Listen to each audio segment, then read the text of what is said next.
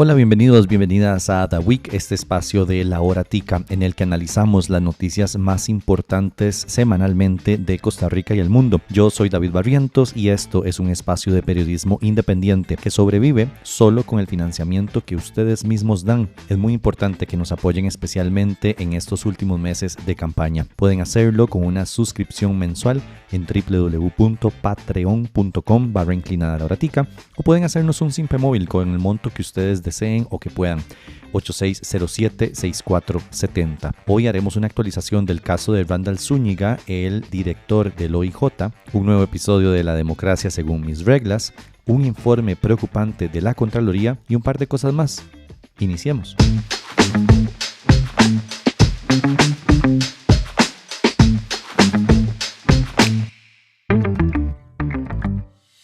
Muchas cosas han sucedido desde la semana pasada con el tema de Randall Zúñiga, director suspendido del organismo de investigación judicial. Así que acaba una breve actualización. Arranquemos con el hecho principal de contexto. El señor enfrenta 4 denuncias formales por presuntos delitos sexuales, no 5, como dijo el presidente Rodrigo Chávez en una conferencia. De estas 4 denuncias, una fue presentada en Turrialba.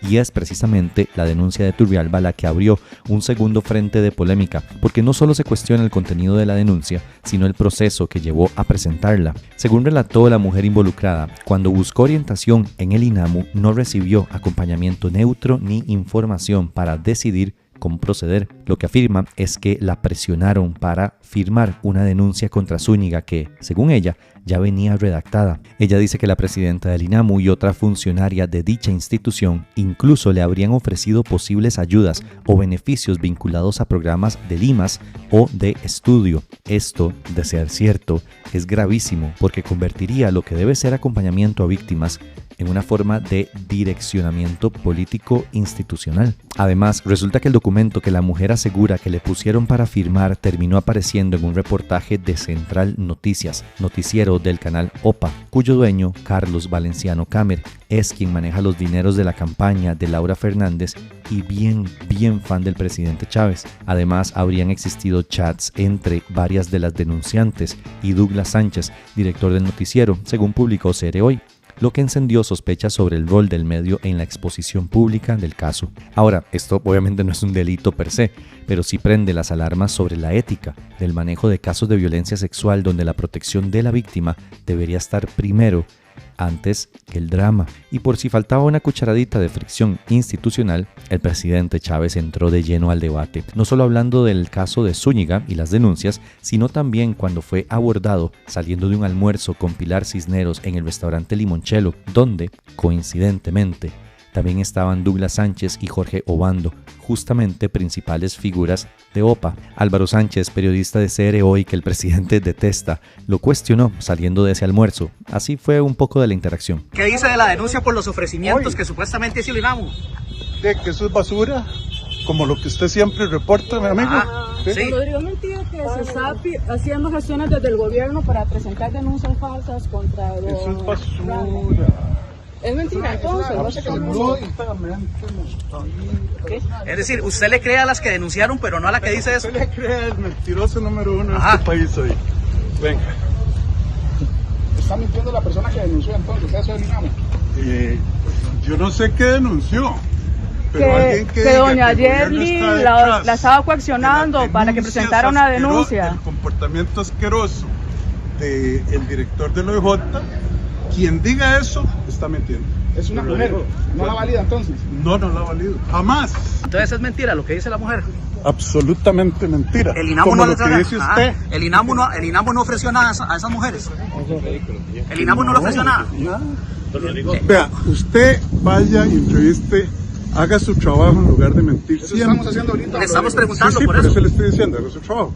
Averigüe cuáles son los protocolos ante una denuncia de violación del tipo más soez que hay y cuáles son los protocolos para las víctimas. Averigüe. ¿Usted conocía las denuncias por medio del INAMU? Yo no conozco las denuncias. Usted lo dijo en la Yo conferencia. conozco las denuncias por medio de los medios que ustedes mismos reparten. Lo que pasa es que usted... El INAMU le dio detalles el INAMU de las denuncias. Me saludan a los otros 26 que me andan siguiendo del OIJ. ¿Fue coincidencia, don Rodrigo? Coincidencia la reunión entonces. Declaración elegante, sutil, digna de un manual de comunicación para contextos de violencia de género. Lo cierto es que la frase generó críticas porque minimiza un tema que merece ser tratado con rigurosidad y respeto, tanto por las denunciantes como por el denunciado. Si uno lee este caso como guión de una serie, parece escrito para profundizar la polarización, denuncias cruzadas, instituciones cuestionadas, medios entrándole al morbo, el gobierno opinando antes de que se investigue y una ciudadanía que termina tomando partido según simpatías políticas y no según hechos. Y eso es lo jodido, ¿saben? La pregunta que deberíamos hacernos no es quién gana el debate en redes, sino ¿estamos garantizando procesos seguros, transparentes y respetuosos para todas las partes cuando se denuncia violencia sexual en Costa Rica? Porque si el INAMU presionó para presentar las denuncias, lo cual, si me preguntan a mí, sería completamente creíble dado el tipo de gobernantes que tenemos, eso sería un abuso institucional. Si el gobierno está intentando desacreditar denuncias sin investigar, como la que hizo la mujer justamente contra el INAMU, eso es irresponsable. Y si los medios están usando casos de este tipo para agenda política o rating, eso es antiético. Lo mínimo que este país merece es una investigación seria que determine si Zúñiga es culpable o no de los delitos que se le acusa. ¿Qué pasó en el INAMU? Si hubo presión, filtraciones o manipulación y si hubo manejo indebido mediático o político. En Costa Rica solemos exigir justicia solamente cuando nos conviene políticamente, ¿saben?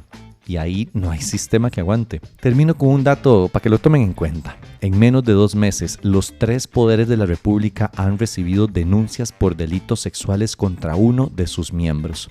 El legislativo contra el diputado Fabricio Alvarado, el ejecutivo contra el ministro de Comunicación Arnold Zamora y el judicial contra el director del OIJ Randall Zúñiga.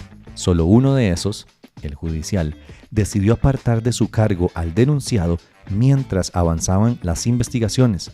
Los otros 2, que tanto critican al primero, más bien salieron a defender al acusado y atacar a la víctima. Fabricio sigue en su curul y Zamora sigue en su ministerio. ¿Qué cosas, no?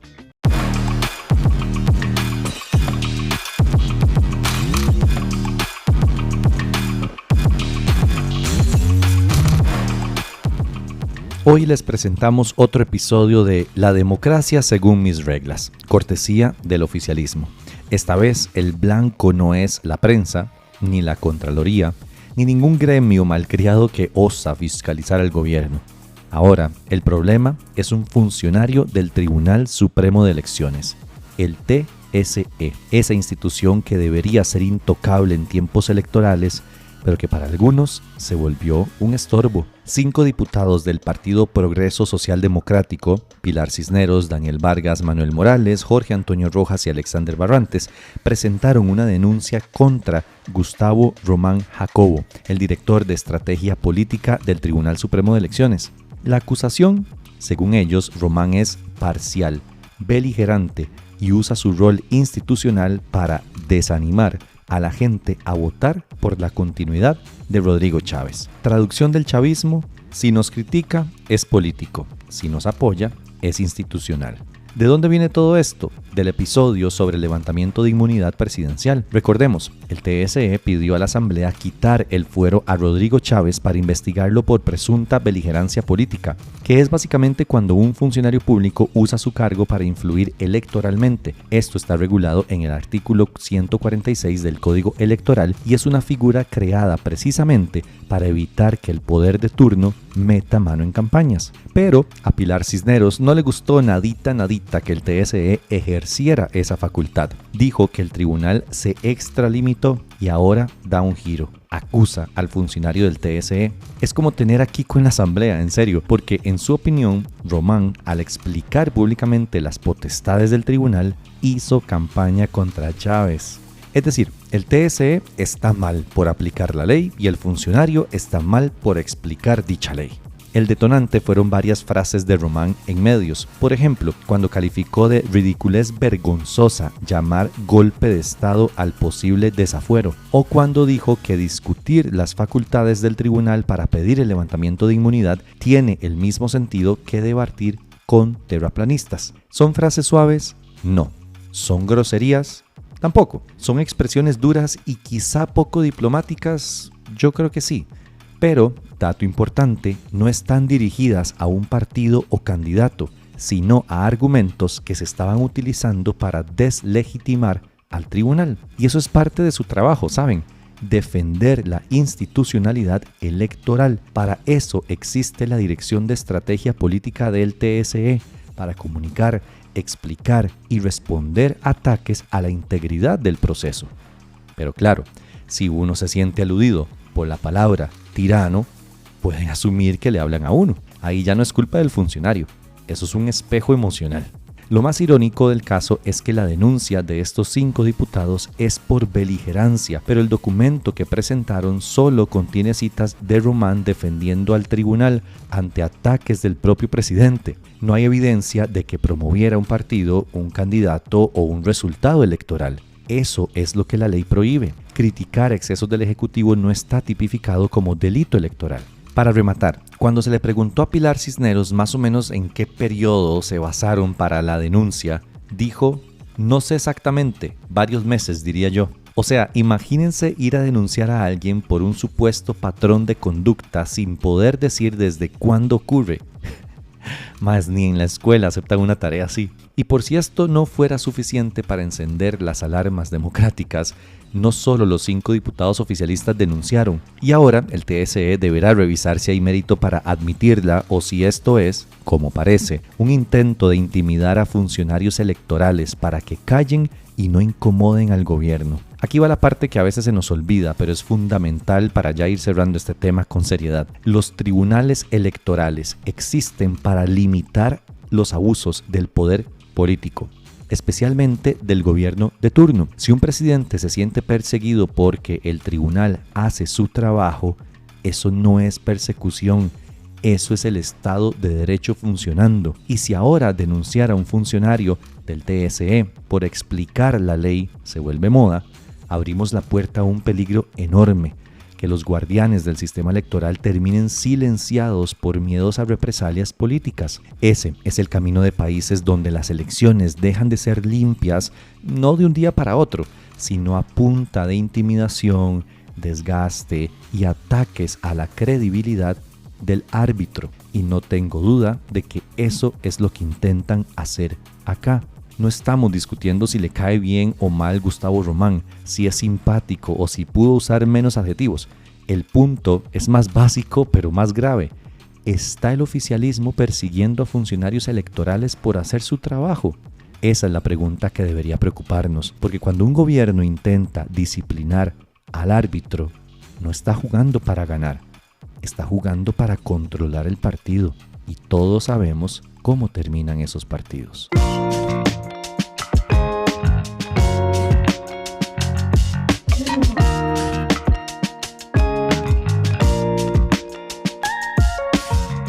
Les voy a hablar de educación, pobreza, becas y, ¿cómo decirlo finamente?, del arte de este gobierno de agarrar un programa que funciona, meterlo en una licuadora institucional y servirlo sin azúcar, sin hielo y sin ganas. Hablo de Avancemos, ese programa que desde 2006 ayuda a que estudiantes de secundaria no abandonen los estudios porque en la casa no alcanza ni para el bus ni para la comida. La Contraloría General de la República publicó un informe en el que dice que Avancemos está teniendo serios problemas de ejecución y cobertura y que además le recortaron el presupuesto en un 20% entre 2022 y 2024. Sí, usted escuchó bien, en un país donde la deserción escolar es tema nacional, se recortó un programa diseñado para evitarla. Brillante decisión. Y ojo, no es que Avancemos no sirva. De hecho, el informe reconoce que reduce hasta en 56% la probabilidad de que un estudiante deje el colegio. Funciona, salva futuros, evita que terminemos con más jóvenes fuera del sistema y sin oportunidades. Pero, porque siempre hay un pero, está operando mal. La Contraloría encontró falta de coordinación entre el IMAS el MEP y el Ministerio de Trabajo, que es como poner a 3 instituciones a jugar fútbol, pero cada una cree que está jugando un deporte distinto en canchas distintas y con reglamentos de años distintos. Solo un componente del programa sigue vivo y coleando: las transferencias de plata. Los otros dos, alfabetización digital y apoyo académico, están básicamente en coma inducido. Para un programa que se supone que ayuda a que los estudiantes no se queden atrás, dejarles sin apoyo académico es como pretender que aprendan a nadar explicándoles el concepto por correo. Mientras el programa perdía presupuesto, también perdió 18.900 beneficiarios de secundaria y solo alcanzó al 68% de la población estudiantil que realmente lo necesita. 36.456 personas recibieron el beneficio sin aparecer en los registros del MEP. Casi el 7% de los pagos se hicieron a gente que oficialmente no estaba matriculada. No sé si llamarlo filtración, viveza criolla o simplemente inutilidad de nuestras autoridades. Y, aunque había plata, la Contraloría dice que, administrando bien, se pudo haber ayudado a 58.371 personas adicionales cada año. Nada más, ¿verdad? Un pequeño detallito de 50 y tantos mil jóvenes que pudieron haber tenido una oportunidad y no lo tuvieron porque alguien no amarró el Excel, no hizo la reunión o no siguió el proceso. Y encima, los tiempos de atención se dispararon en un 57%. Y hoy una familia puede esperar hasta 7 meses y medio para recibir la ayuda. 7 meses y medio. Para un hogar en pobreza, eso no es una espera, es una sentencia, porque nada mantiene a un adolescente motivado como carecer de lo básico durante 2 trimestres escolares completos. La Contraloría dijo que Avancemos ayuda, pero si quieren que funcione como debería, deben coordinar entre instituciones, ampliar la cobertura y dejar de recortarle el presupuesto. Las órdenes están puestas para cumplirse entre 2026 y 2027, porque si algo sabemos hacer en este país es ponerle fecha lejos al urgente.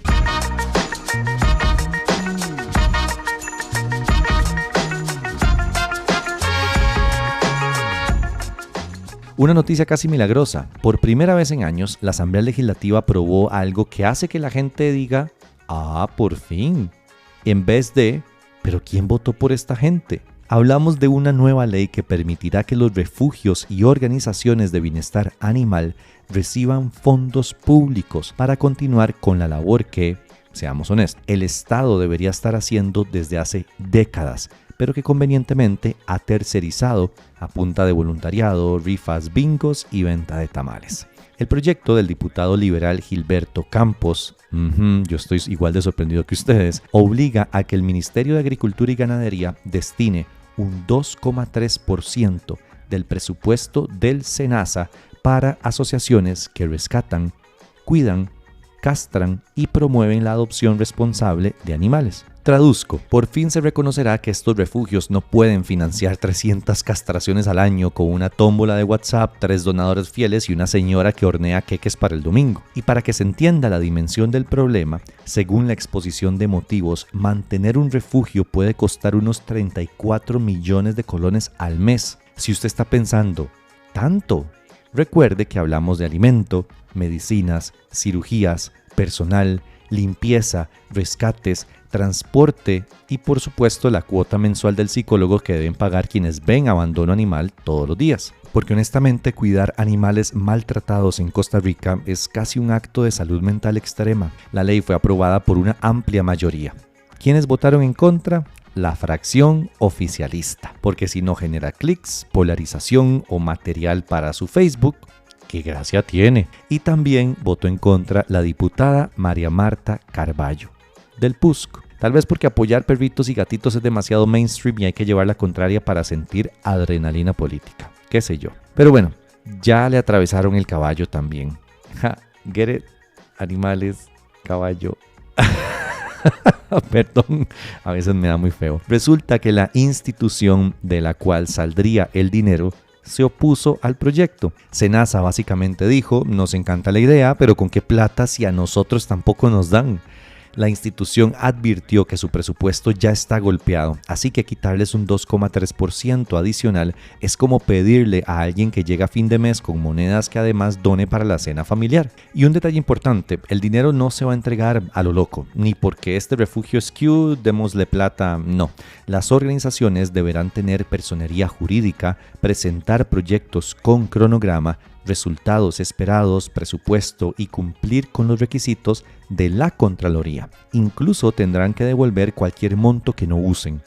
Sí, es así de serio, porque es dinero público. También habrá una comisión en SENASA para asignar, vigilar y auditar los proyectos.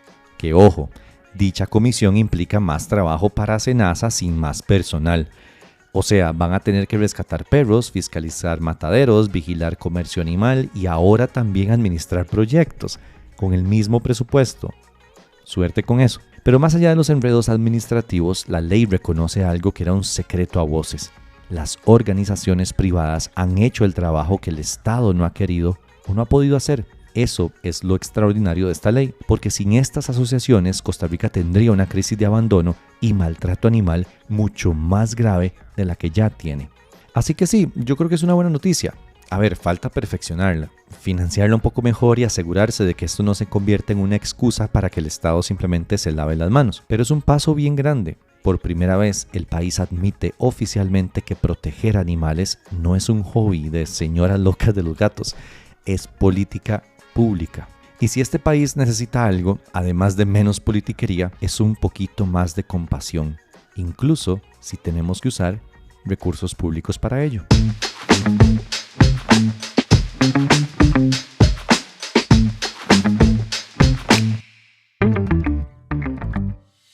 Y para cerrar, una noticia histórica en los Estados Unidos. Zohran Mamdani se convirtió en el primer alcalde de la ciudad de Nueva York, que es musulmán y el más joven en más de un siglo. Y es que la contienda electoral a la alcaldía de la mayor ciudad de todos los Estados Unidos trajo más atención de lo habitual. Mamdani, quien hasta hace poco era asambleísta estatal de apenas 34 años, comenzó el año como un candidato prácticamente desconocido, pero ascendió rápidamente a la cima de las encuestas y este martes logró una victoria muy improbable. Nacido en Kampala, Uganda, Mamdani se mudó a New York con su familia a los 7 años. Asistió al Colegio de Ciencias del Bronx y posteriormente se graduó en estudios africanos, donde fundó el grupo Estudiantes para la Justicia en Palestina. El joven es progresista, se ha autodenominado como socialista y socialdemócrata y será el primer alcalde musulmán y de ascendencia surasiática en la ciudad. Y es que Mamdani, que hizo una campaña espectacular de comunicación, también tiene propuestas bastante serias para, según él, mejorar la vida de las personas de la ciudad de Nueva York. Por ejemplo, ofreció servicio de buses gratuitos en toda la ciudad, congelación de alquileres y mayor responsabilidad para los propietarios negligentes de viviendas, porque dice que vivir en Nueva York es prácticamente imposible por los altos precios de los alquileres. También prometió una cadena de supermercados municipales centrada en precios accesibles, guarderías gratuitas para niños de entre 6 semanas y 5 años de edad y triplicar la construcción de vivienda con alquiler estabilizado y construida por sindicatos. No tuvo miedo de decir que iba a sacar el presupuesto para todo esto de más impuestos a los multimillonarios que viven justamente en esa ciudad. Y es que fue tal la revolución que hizo esta persona joven que hasta Donald Trump salió a decir que no votaran por él y amenazó a la ciudad de Nueva York de no girar los recursos federales en caso de que Mamdani ganara. Y ganó. Así que hay que ver cómo se desenvuelve esta historia. Definitivamente una noticia histórica para la ciudad, pero también para todos los Estados Unidos. Mamdani asumirá el poder a partir del 1 de enero de 2026.